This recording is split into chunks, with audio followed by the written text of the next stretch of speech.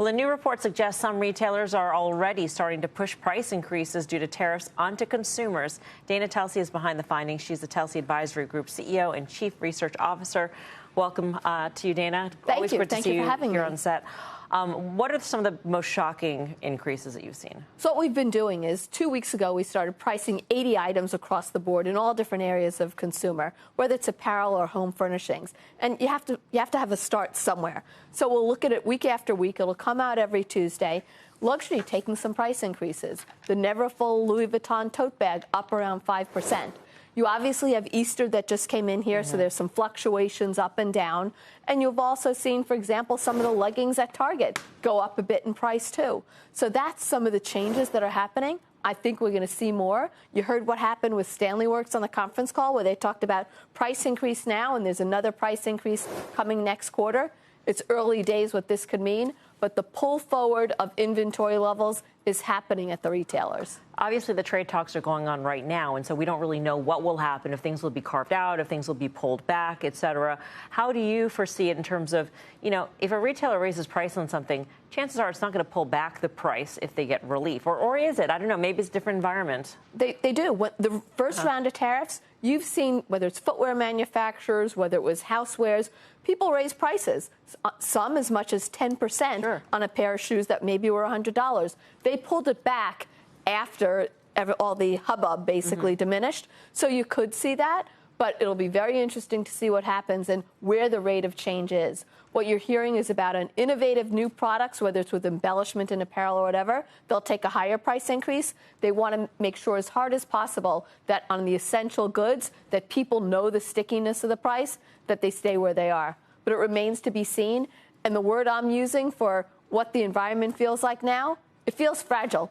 It just feels fragile. Because like we were saying earlier, the fourth quarter was so different than the first quarter. First calendar quarter ended March 30th. And every week of April feels different than the last week. So, Dana, that's fragile with an unemployment rate, as Steve said earlier, still not at historic lows, but reasonable. Job numbers this week. Delinquency rates have been on the rise. You said fragile. Can Walmart and TJX, two names specifically, can they continue to win in this environment? I think they can continue to win. You know why? Because they have the higher income consumer who will trade down. They have the benefit, particularly of TJ, of being the umbrella of prices. Someone else is always higher than them. They price lower, and they're going to get good brands out there.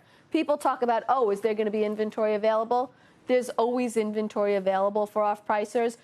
Through all different times of change, you've seen the inventory there. So when you look at your favorites, and you look at, as Guy said, so you have your TJ Maxx, you have your Burlington, and then if you go North American, which I've heard you say, you go Bath and Body Works. That's a good name for you. And then you go with your Costco. And then Sam's Club, which is Walmart. Exactly. On that side. How do you feel? So you agree with all those? Those are your top picks, basically? Yes. How do you feel about Tapestry and Capri? Because plenty of people have gotten burned. I've tried to play it. I've made money, lost money, made money. Where are you now? So I'm still a Tapestry fan. Couple reasons why. Coach is gaining market share. Their product is new and differentiated. You don't have the pricing power yet at Michael Kors like you had in the past. You got rid of Versace, and you had to. And we've seen companies overall in the portfolio approach in the U.S. You look at Stuart Weitzman also for Tapestry. They're selling the companies for less than they bought the companies at. But certainly the ability for Tapestry, it's holding their price points. It has more newness. It's actually taking some of the stores that Michael Kors is closing where they don't have a Coach store and putting a Coach store in. What needs to be seen? Kate Spade. Can they deliver an uptick there?